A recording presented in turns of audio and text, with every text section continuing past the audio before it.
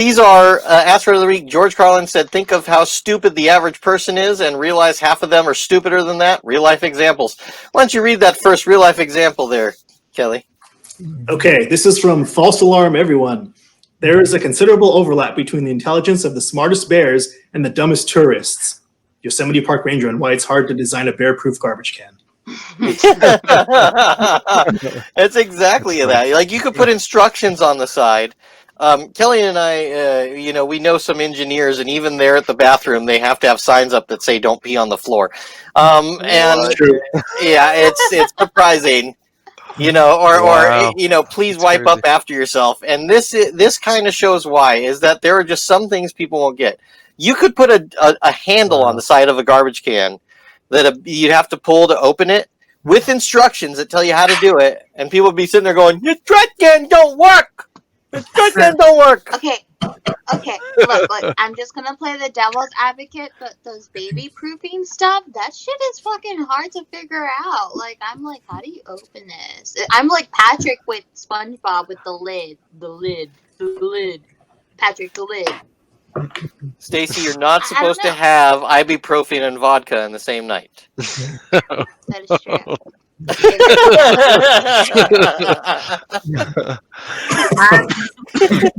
Oh yeah, some of the childproof stuff can be a little tricky. Yeah, I had the hardest time opening think up it's the pretty special complex. diaper bullet trash can crap.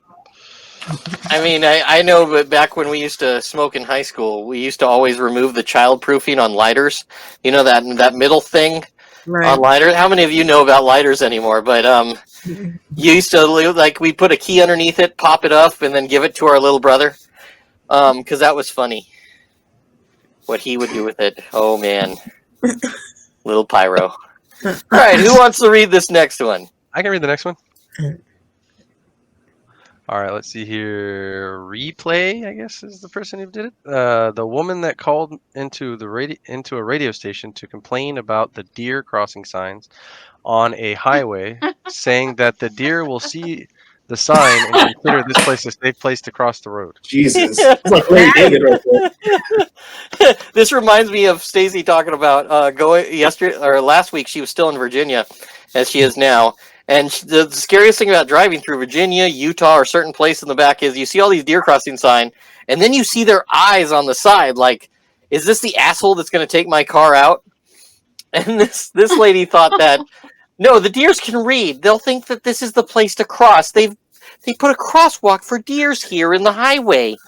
Here's what's funny. Like, I feel like who knows whether deer can read English, but I think that it's funny because I'm like, I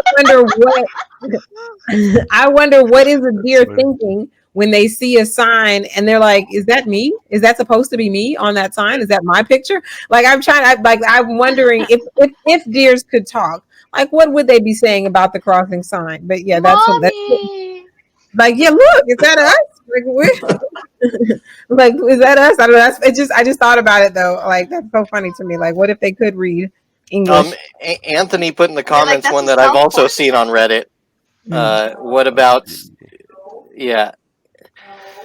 when someone called a cop station asking to test their meth? There was someone that actually called a cop station to say, "Hey, can you tell if my meth is real? Because I don't want to get ripped off." Jeez.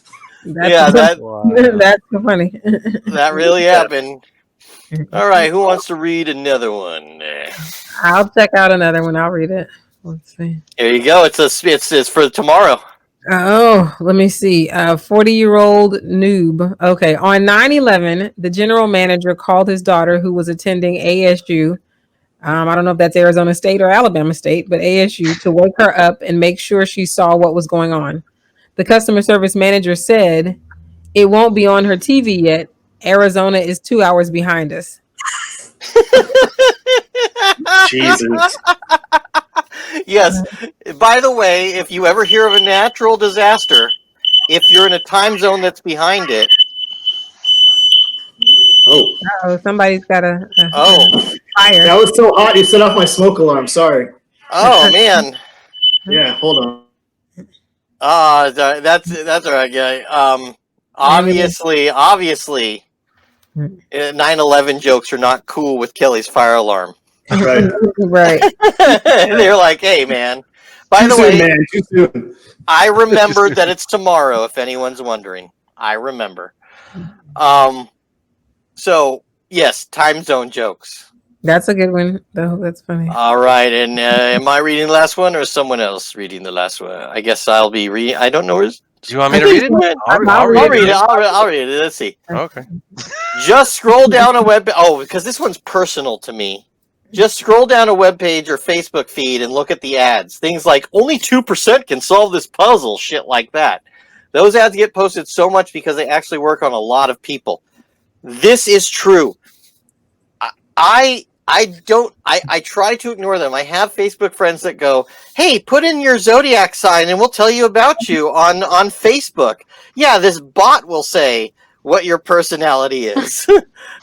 Or only 2% can solve this puzzle. And it's just like, Yeah. oh, they put numbers instead of letters. Big deal. Comment when you see it, and it's like some stupid picture of like 5 things, and they're the same thing, and you basically stare for an hour like an idiot, and then you're like, Jesus. Okay, I have to admit, I don't even understand what they're trying to say here. Those ads get posted so much because they actually work on a lot of people. That so people are not in the 2%, or that they are. So I think what these are started by is those people that. Oh my So God. basically, it says that if you do this, you're in the upper 2% of smart people. Right, but really, right, it's a simple task. It's a very simple task. So basically, it's to fool people that think they're smart that aren't actually smart, that just fall for it. And I think they're started by those people. Have you ever had someone that asks you for a friend? You friend them. The next thing you get in your messenger, have you heard about Cash Call?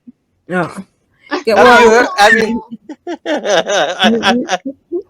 okay. I'll roll with it. I don't like the way. I don't know, the way that it's worded is kind of weird. They work on a lot. But it's So- also for me.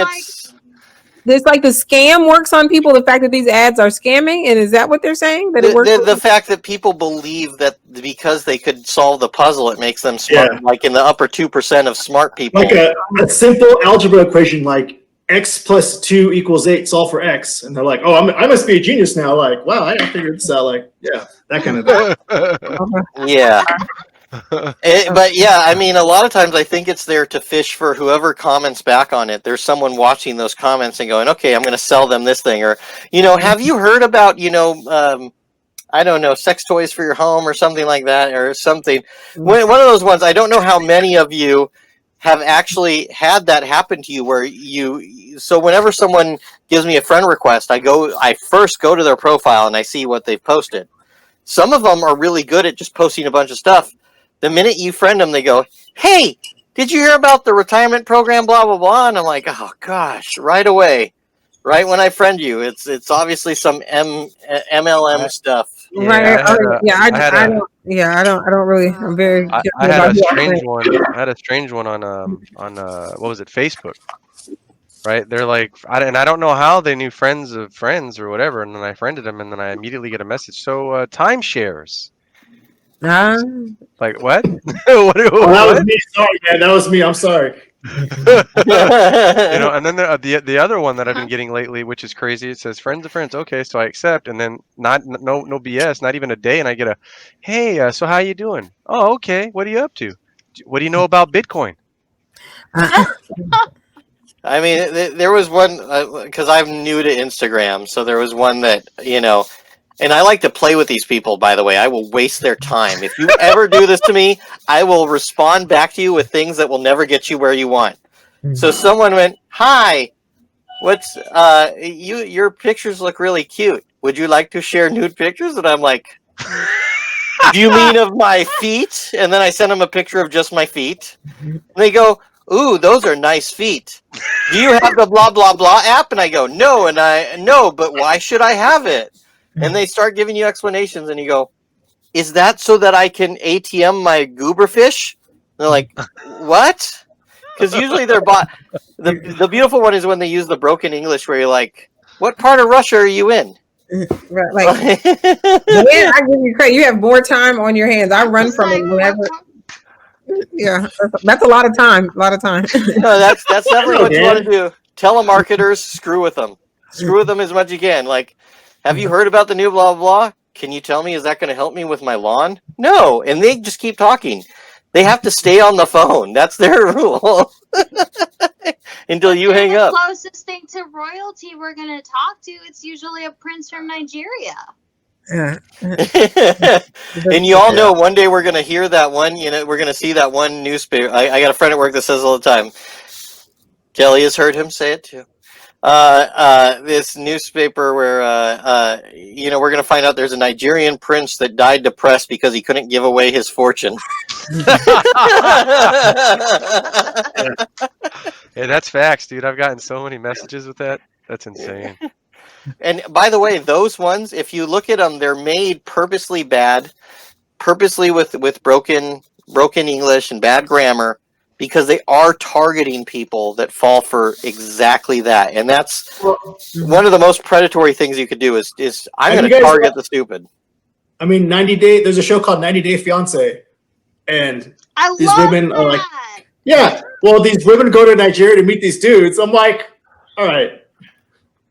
You think he really loves you, or he wants like a green card? It's like these, not the most attractive of women, like chain smoking 50-year-old with like, tattoos, marrying this like 30-something-year-old guy. It's like, dude, who's conning who? Like, I think they're earning the green card. I'm just gonna say if that's yeah, the like, situation. I mean, I feel bad for these guys, man.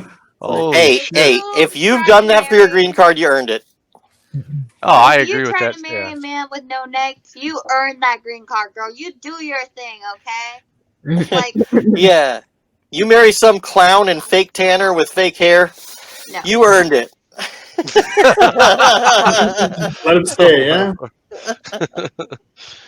Oh my! I haven't even watched the actual show, but I've seen like snippets on like TikTok and online, and I'm like, why haven't I been watching this? Like, this is great TV. I need dirty trash TV. I mean, this is how dirty I'll get. We pretty much ran through all the quality stuff, right?